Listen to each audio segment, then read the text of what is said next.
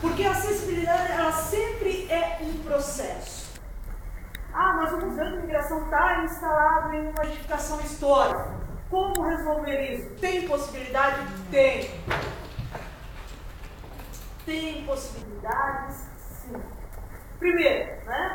A gente, para chegar a esse auditório, se houvesse alguém com mobilidade reduzida ou cadeirante, teria grandes dificuldades. Uma rampa resolveria, mas não é uma simples rampa, né? Existem determinadas dimensões para essa rampa. Esse aclive, essa subida, ela tem que ser uma subida suave, porque nem todo cadeirante é parapleta, né, gente? Então, existe um determinado conjunto de normas que fazem com que os arquitetos pensem nesses espaços acessíveis. Entretanto, quando a gente enxerga aí essa discussão dentro dos prédios históricos, tem toda uma preocupação, mas não vai descaracterizar? Implantar um elevador não vai ficar modernista demais? Deve se apresentar esse contraste. As pessoas têm que olhar para o prédio histórico, têm que olhar para o elevador e saber que eles são tempos diferentes. O falso histórico é amplamente condenado, né? E isso a gente vai discutindo aqui um pouquinho. Então esse é um conceito de acessibilidade construído basicamente pelo movimento de inclusão, e ele nos diz que acessibilidade é uma forma de concepção de ambiente que considera o uso de todos os indivíduos, independentemente de suas limitações físicas e sensoriais. Vejam, não disse exclusivamente, disse de todos. Portanto, a gente já vai chegar em um outro conceito aí, que é o do desenho universal. Entretanto, o próprio conceito de acessibilidade, ele não sugere uma separação, né? Isso é para pessoas que não precisam, e isso é para pessoas que precisam de um ambiente acessível. Não é saudável essa separação, né? E nós que trabalhamos com educação em museus, não temos que contribuir para que essa separação aconteça cada vez mais. Muito pelo contrário, a nossa tarefa é outra, né? Deixa eu ir adiante aqui. Bom, na década de 60, nós temos um movimento surgindo, né? Um movimento pela inclusão. Na verdade, aqui não é um movimento pela inclusão digital, tá? A gente estava pensando em uma outra coisa. Inclusão digital. É um movimento pela inclusão social. Esse movimento surge na década de 60, logo depois de dois grandes conflitos mundiais, especialmente logo depois da Segunda Guerra Mundial, onde muitas pessoas saíram com grandes limitações físicas desse conflito. Então emerge, especialmente na Europa, toda uma discussão em relação aos mutilados de guerra, que precisavam, e têm todo o direito, né, de ter um livre trânsito e um amplo trânsito por vários espaços. Esse movimento, em 75, ele consegue a aprovação da Declaração dos Direitos das Pessoas com Deficiência. Então, surge nesse momento a primeira discussão, né? E aí a gente vai ser um pouco maldoso em relação a isso ao longo dos tempos, né? Hoje nós temos uma prática politicamente correta que a gente não sabe como é que trata uma pessoa com deficiência, né? Uma pessoa especial, é uma pessoa com necessidades especiais, e sempre é um pouco delicada, é um pouco constrangedora até em determinadas situações. Mas não, gente, é uma pessoa com deficiência. Porque existe um conceito em relação a isso, existe uma luta histórica em relação a isso, e essa luta histórica, ela não se perdeu, muito pelo contrário, ela se fortalece a cada dia, ok? Então, quando a gente está se referindo a um grupo, não é um grupo com necessidades, é um grupo com deficiência, gente. ou uma pessoa com deficiência. Portador, né? Portador. Ele porta e depois como se ele portasse alguma coisa, ele pudesse deixar de portar a algum momento. Ele não é portador de necessidades, ele não traz consigo.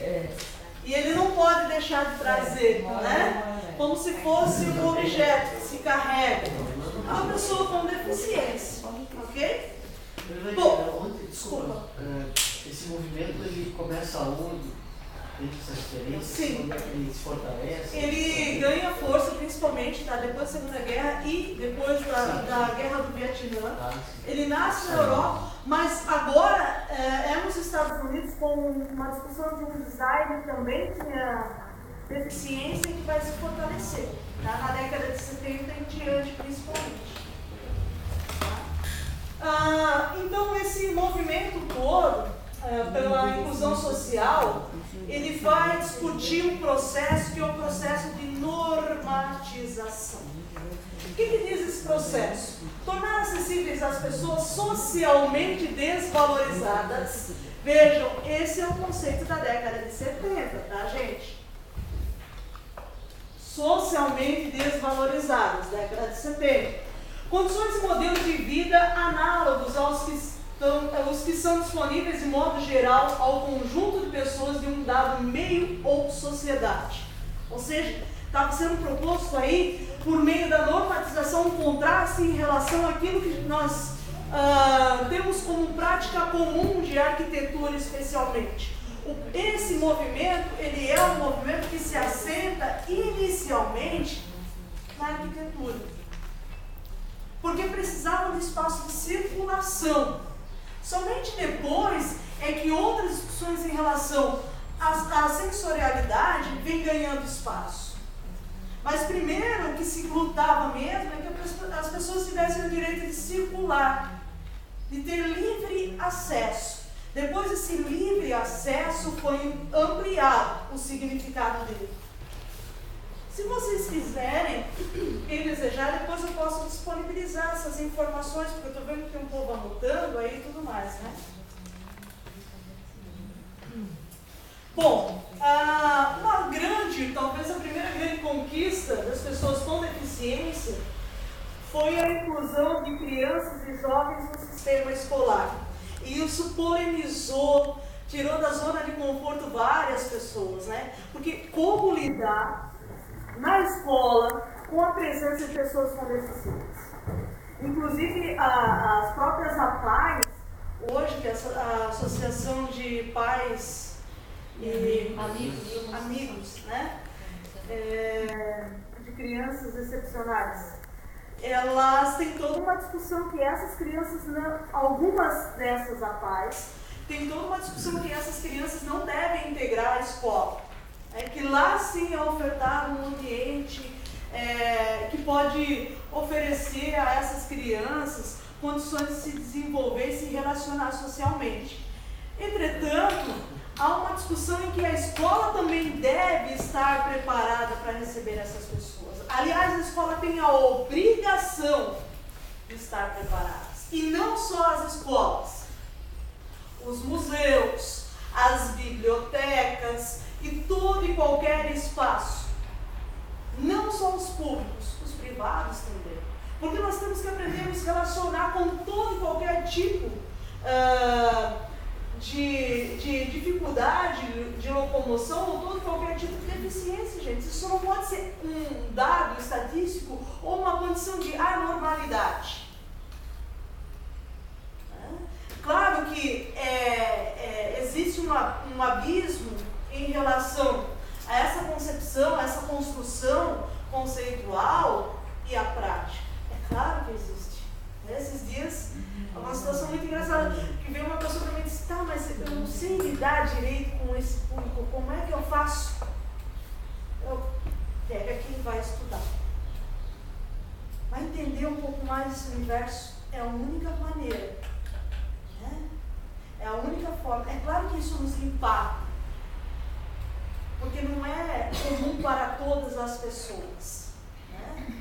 Mas a gente não pode deixar que esse impacto se transforme uma situação que nos deixa numa condição de inércia. Pelo contrário, nós temos que avançar, gente. Né?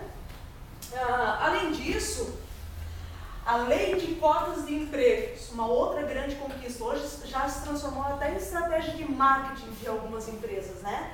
Nossa empresa contrata pessoas com deficiência. Né? De uma necessidade, de uma bandeira de luta, se transformou em uma estratégia de marketing, para mostrar o quanto que aquela empresa ali é uma empresa legal. E o que é ótimo a integração dessas pessoas no mercado de trabalho. Mas não deve ter uma cota, né, gente? É claro que essa foi uma estratégia de inserção, mas nós temos sempre que avançar.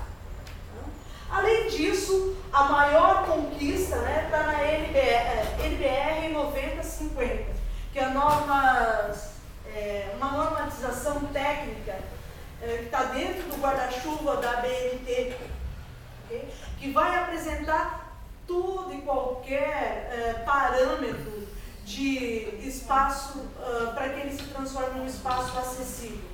Então é impossível a gente pensar em transformar os nossos museus em espaços acessíveis antes de consultar a NBR 9050.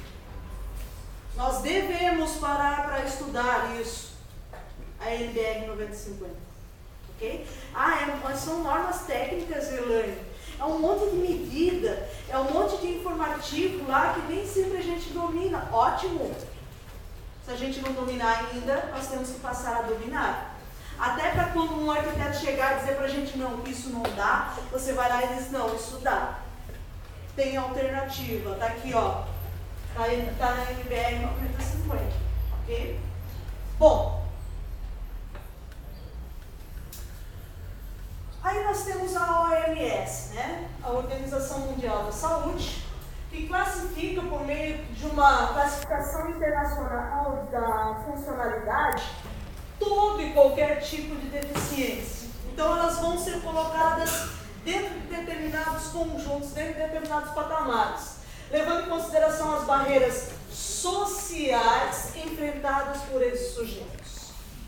Ok? Então, eu quero saber que tipo de deficiência eu tenho que tentar buscar aquele enquadramento sugerido pela CIF, né, que está orientada aí dentro desse guarda-chuva da Organização Mundial da Saúde. E aí,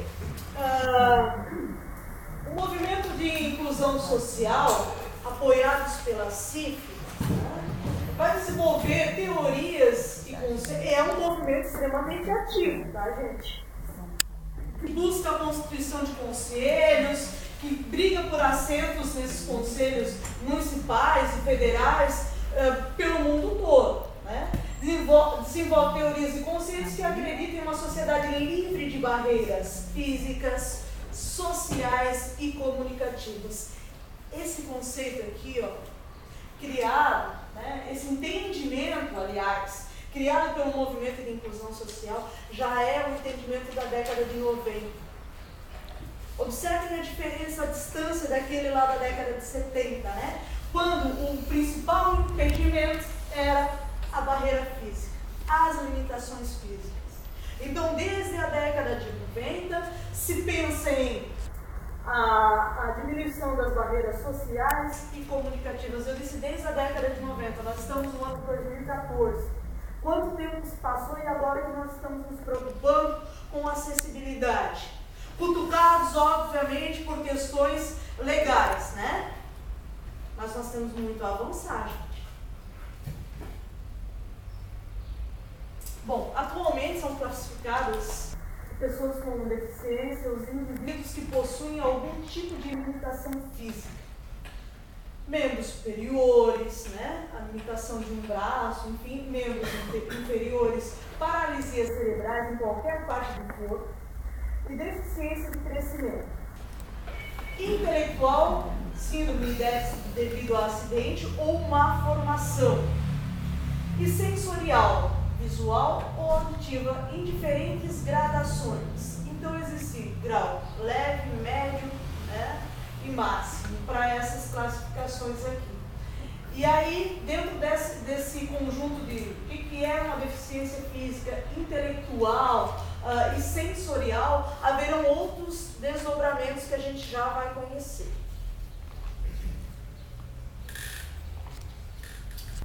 Entram nesse escopo da síntese pessoas com mobilidade reduzida.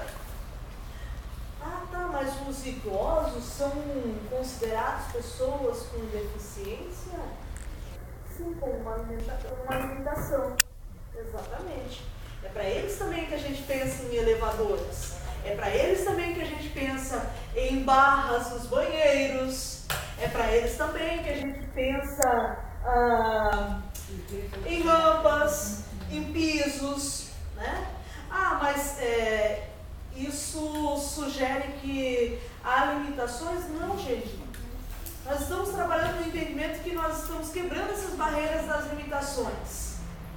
Nós estamos ampliando isso. Vivemos mais agora. Oi? Vivemos mais agora. E aí existem não só os números do IBGE, né, os números do IBGE, das estatísticas que são decenais, mas também a constatação dentro dos museus, né, que existe cada vez mais uma ampliação da expectativa de vida.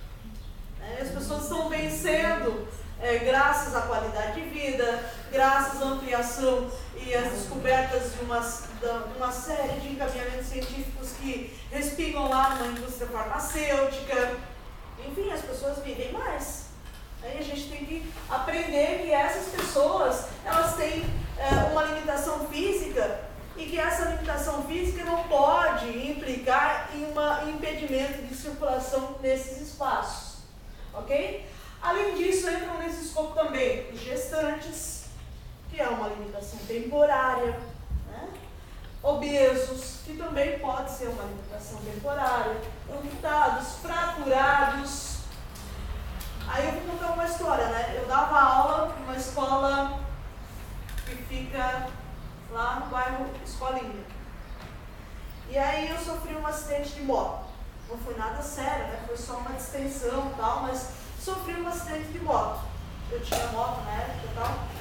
E aí que eu liguei para a escola e disse, olha, aconteceu um problema e tal, e eu não vou poder ir dar aula. Aí já foi aquele choque, né? Quando o professor fala que não vai poder ir dar aula, eles não estão nem preocupados com o que aconteceu contigo. Ah, mas então tu tem que trazer um atestado. Eu disse, mas então eu não posso, porque estou com a minha perna toda imobilizada, estou andando em muleta. Muleta é uma coisa muito desconfortável para a gente andar, gente. E não era uma muleta assim, boa, né? Era aquela muleta que o cunhado usou uma vez, que eu não ia comprar, porque era só uma limitação temporária e tal, né?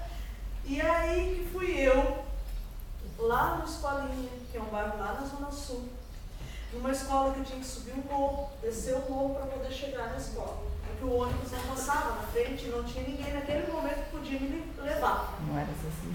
Eu fui de ônibus, né, gente? De ônibus, muleta até a escola. Então, ali eu entendi na prática como é importante nós termos um espaço e uma cidade acessível. Não foi nada demais, mas foi uma dificuldade tremenda, gente.